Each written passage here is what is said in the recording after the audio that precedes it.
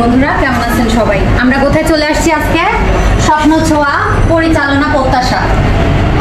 আমরা আসছি এখানে প্রকল্প ন্যায্য মূল্যে খাদ্য বিতরণ, স্বাস্থ্যসেবা ও শিক্ষামূলক বিষয়ে আলোচনা, বা এটা আমাদের একটা কর্মসূচি যেখানে আজকে আমরা উদ্বোধন করতে আসছি। আপনাদের অনুপ্রেরণা আমাদের জন্য একান্ত কাম্য।